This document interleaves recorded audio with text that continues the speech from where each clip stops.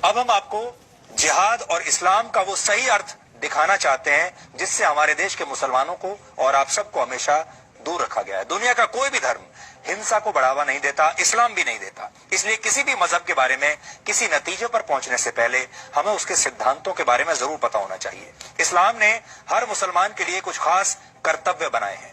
इन्हें इस्लाम के 5 स्तंभ कहते हैं।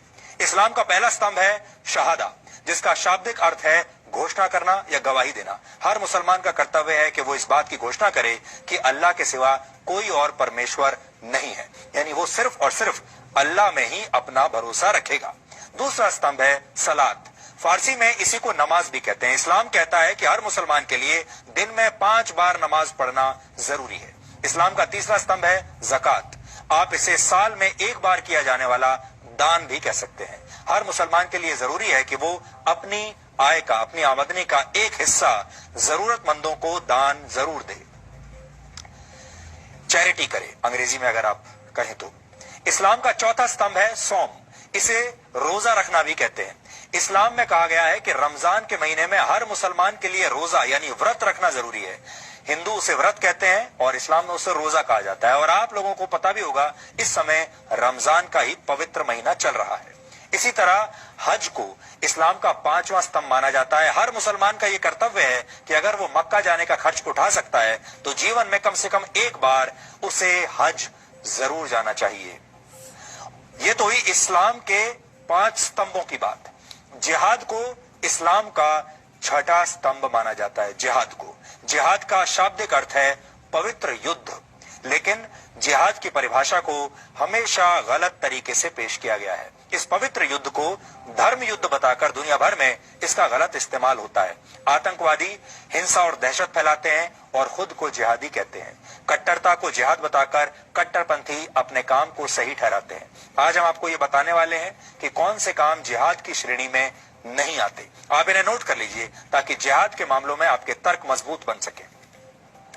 अगर किसी के ऊपर इस्लाम कबूल करने के लिए जबरदस्ती की जाए तो इसे जिहाद नहीं कहा जा सकता। अगर किसी देश या क्षेत्र पर कब्जा जमाने के लिए उस पर हमला किया जाता है तो इसे भी जिहाद नहीं कहेंगे। इसी तरह अगर आर्थिक फायदे के लिए किसी इलाके पर हमला किया जाता है तो ये जिहाद नहीं है। सिर्फ अपनी ताकत का प्रदर्शन करने के नाम पर, लीडर की ताकत का प्रदर्शन करने के नाम पर हिंसा को जिहाद नहीं कहा जा सकता।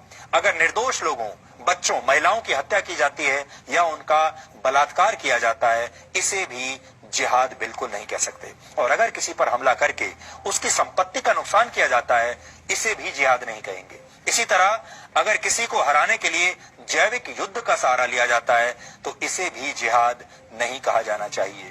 जिहाद ही नहीं, इस्लाम में तो साधारण युद्ध के लिए भी कई सख्त नियम है और इन नियमों का पालन न करना गुनाह माना गया है।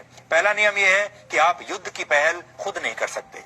ये युद्ध किसी बादशाह या सुल्तान के निर्देश पर नहीं बल्कि सिर्फ किसी धार्मिक नेता के कहने पर ही शुरू किया जा सकता है।